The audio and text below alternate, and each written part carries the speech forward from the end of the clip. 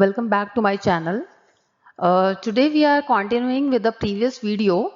In the last video we have done the theoretical aspect of process costing, and today we are starting with the practical one. If you look at the previous year exam question papers, you will see there is a 15 marks sure shot question of this chapter in every year. So please be careful. Today we are covering the basic practical aspect, and then in the next video we'll be covering up the full-fledged question for the same. So let's have a look. I'll give you a brief overview. As you can see, in process costing, we have different processes, right, during the production. So we have, let's say, process 1 in the beginning, where we put some material. Then we'll have some work in progress. We have certain expenditure of labor and overheads. Then whatever will be the outcome is not the finished product. That will be transferred to the process B. In process B, what will happen?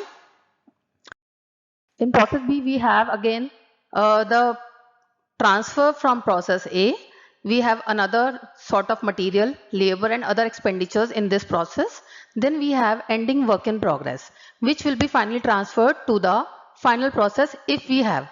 Otherwise, that will be considered as finished goods. So we can have more than 2 processes in a process costing.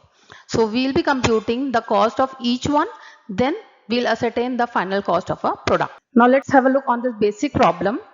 A product passes through 3 distinct processes to complete, right? We have 3 processes. We have process 1, we have process 2, and we have process 3. And we have certain expenditures on each process, each steps. We have certain expenditure of material at process 1, process 2, process 3. Similarly, we have labor expenditure and direct expenses expenditure on 3 processes. But there's certain indirect expenditure for the period which is 2800, which we have to apportion obviously in these 3 processes. But the basis for apportionment is given is labor cost. Means on this basis we have to apportion. So the ratio will be 5:4:5. So this will be the ratio to apportion this 2800 rupees. So we have to prepare process costing and show the total cost and cost per unit. As you can see, this is a basic question which we have got in BCom honors also. So let's have a look on the solution. We have prepared 3 ledger accounts as we have done in earlier also. Process 1 account, process 2 account, process 3 account, right? So in each account we have to prepare, we have debit side, we have credit side. In debit side, whatever input we are having in any process we'll put down. As we have, you can see in this table again, we have material, we have labor, we have direct expenses. So we have written material, labor, direct expenses given in the question in all the 3 processes, which is given in the question. 6,000, 5,000, 1,000 is given to us. Similarly, in this process 2, we have 2,000, 4,200 is given to us. And lastly, in process 3, we have been given material, labor and direct expenses. Now, we have to apportion indirect expenses in the ratio of 5:4:5. So total expenditure, if you recall, was 2800. We will divide 2800 in this ratio. So after dividing 2800 in 3 parts, we'll get 1000 here, 800 here and 1000 rupees here, right? So this is a total cost we are incurring on each respective process. We'll transfer the total of process 1, that is 13,000 here, right? 13,000 is the total carry forward amount. This will be brought forward here. And similarly, we have total 21,000 here, which will be carry forward to the process 3, right? And we have the balancing output to be transferred as finished goods amounting to 30,000 as a final cost, total cost incurred on production, right? If we divide with the total number of units which is given to us in the question, then we'll get our cost per unit is 30 rupees. I hope the question is clear. Please have the look on this video again.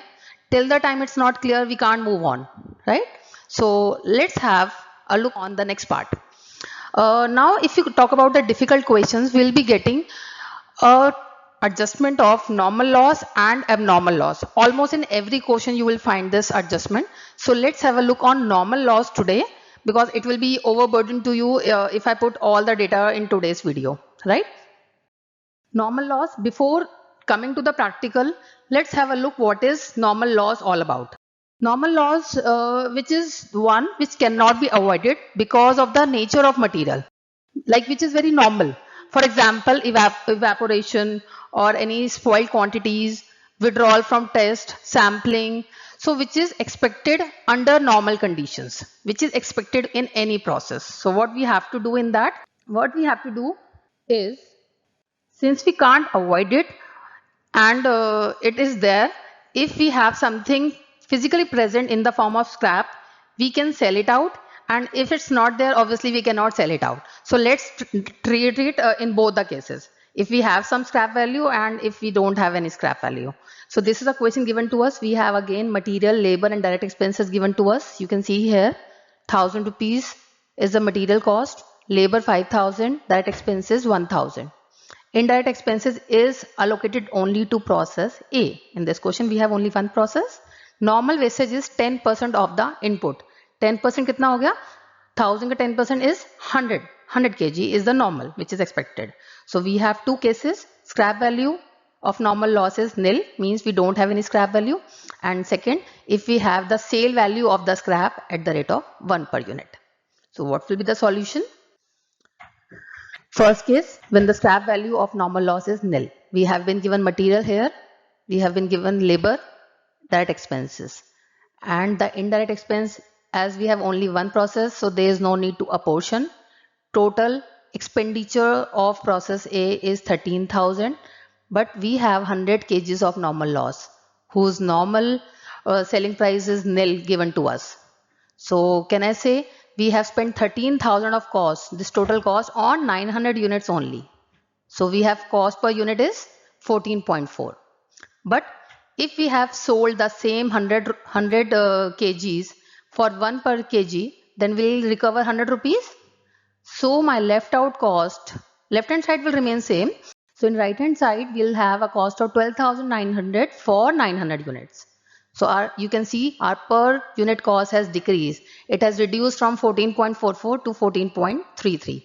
So whatever any value we have realized from sale of normal wastage, it will definitely reduce the cost, because somehow it is a recovery. Be it rupees 100 only, no problem, but it's a recovery.